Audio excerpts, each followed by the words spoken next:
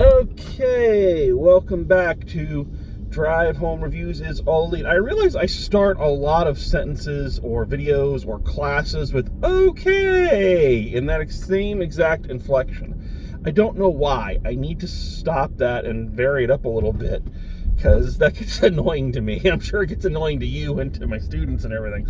But anyway, so I haven't done these videos in a couple of weeks. No real reason, just, have been busy and have been tired, and honestly, the shows have been decent, but not really that much to talk about. So there hasn't been a whole lot to cover, and that's kind of where we are today. Is the show was good. Again, Dynamite is usually good. I can't recall if there's ever been a bad episode of Dynamite. There have been less interesting ones. There have been bad segments, certainly. But I can't recall if there's ever actually been an out-and-out right bad episode. Even during the pandemic, when everything was, scaled down and, everybody was kind of flying by the seat of their pants, it was still a pretty solid show, and that's kind of what we've had the last couple weeks. It's what we definitely had last night. It was a good, solid show. Nothing really awe-inspiring, which, quite frankly, might be a good thing when you consider all the press and all of that, the fallout from All Out, as people are calling it, or the brawl out at All Out. I should do a video just kind of wrapping all that up and giving my thoughts on it now that we're kind of at a point where it looks like all that's been resolved and they're moving forward. So it'd be good to kind of do a wrap up on that, because I did a couple videos right when it was happening and haven't really done anything since.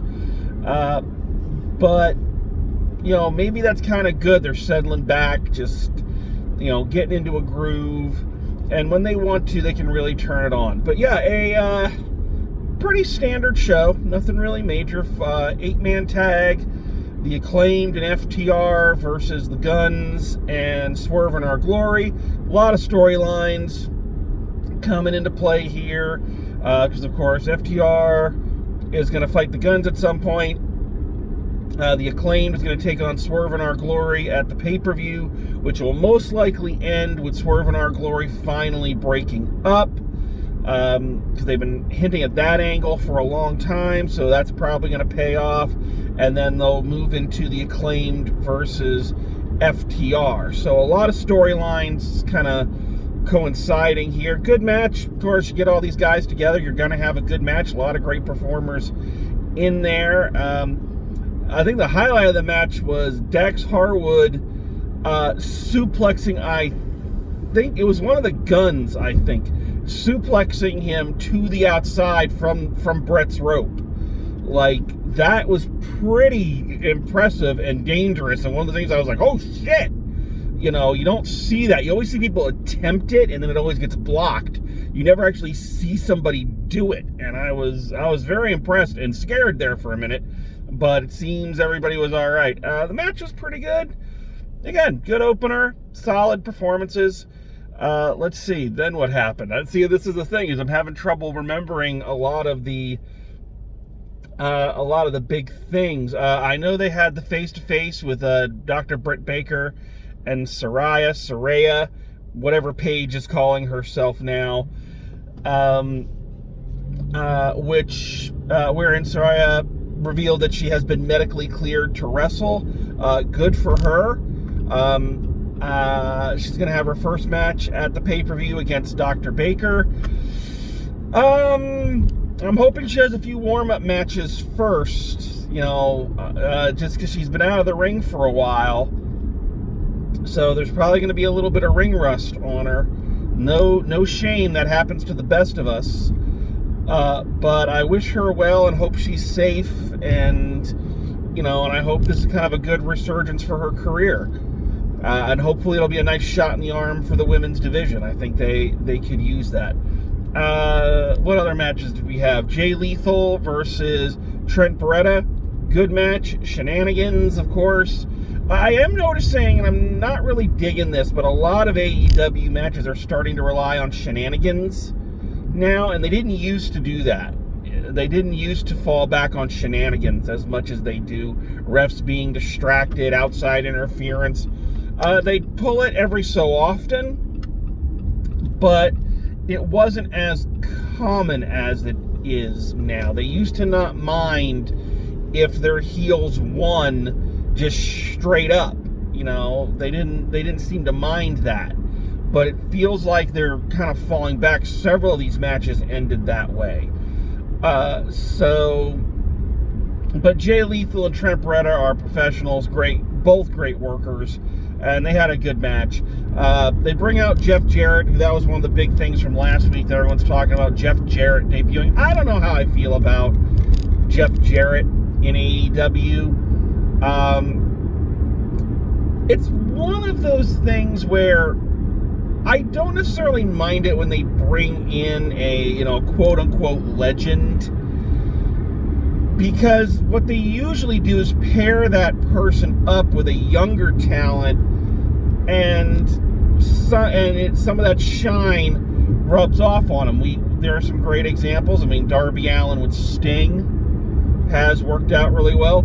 I think probably the biggest success story is Jungle Boy and Christian, who they're still in the middle of their feud, but you can definitely see the improvements that Jack Perry has made ever since he's been partnered with Christian and has had kind of that mentor and that experience. The thing is, though, is that the guys they've got Jarrett teaming with are all experienced guys. Jay Lethal. Jay Lethal doesn't need Jeff Jarrett. He doesn't need him as a mouthpiece. I don't think there's anything Jeff Jarrett can teach Jay Lethal that Jay Lethal doesn't already know.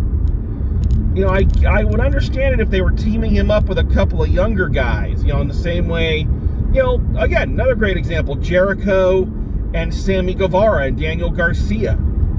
If they were doing something like that, then I could see it, but I don't see what Jeff Jarrett's really going to bring to the table. So, and it's not to say it's not good to have Jeff Jarrett around. He's a viable talent. He's still good on the mic. Yeah, he hasn't changed his gimmick in, 20 years, but, neither is Sting, really. So, of course, Sting is an icon. So, and Jarrett's an icon in his own mind. But anyway, speaking of shenanigans, we had the Championship Eliminator Tournament, which will culminate at Full Gear. First round, you had All Ego Ethan Page versus Eddie Kingston. Good match here. I have to amend what I said earlier. This one did not end in shenanigans, but there were shenanigans involved. Stokely Hathaway did get up on the ring apron and try to distract Eddie Kingston, but that wasn't the end of the match. They still fought on for a couple minutes after that, so yeah, that one didn't end in shenanigans. So I'll alter my statement. Good match, and Ethan Page came out on top. I'm hoping they are finally pushing Ethan Page. I like Ethan Page, and Ethan Page is one of those guys that I like on a personal level. I love his Toy Hunter vlog. Love it. It's so awesome, and so I'm glad it seems like he's finally getting a real push, and I hope that they follow through with it. I think he deserves that. He's always been steady. He's always been a reliable hand, and I think he just needs that spotlight, and he can turn it around. And he did a good job in a good match with Eddie Kingston. So yeah. So that happened. What else? Jamie Hayter versus Sky Blue. I think the last one of these I did, I mentioned how they finally had moved the women out of that bathroom break spot right before the main event. they had put them on second, and ever since they've been right back where they've always been, in that very undesirable right before the main event spot. And I've got to say, they've been making the best of it. They really have. I mean, the matches are good. They start off very slow. I don't know, and I think I've mentioned this before. I wish that if I could give one note, for all I know about wrestling, to the women's division, is I'd like it if their matches started off a little hotter and heavier. Instead of, it feels like it takes them a long time to build up, and they don't get a lot of time. But once they get going, it's pretty good. Once Sky and Hayter got going, it was a pretty good match. Sky Blue is still very young, still very inexperienced. So she's still not as crisp and clean in the ring as she could be, but she's coming along. She really is. And Hayter looks great. I wondered, watching it last night, I wonder how long Sky Blue is going to be able to go with this cute, happy girl gimmick that she's got going on. Those don't tend to last incredibly long. She's probably going to go heel at some point. You kind of need that. You need that edge. But for right now, for learning, I think she's doing a pretty good job. I think she could be a player in a few years. She's getting better. Again, match was decent. A lot of promos. There was a Moxley promo. They showed a clip from an MJF promo. More matches for the pay-per-view announced. So the main event, Sammy Guevara versus Bryan Danielson, best 2 out of 3 falls.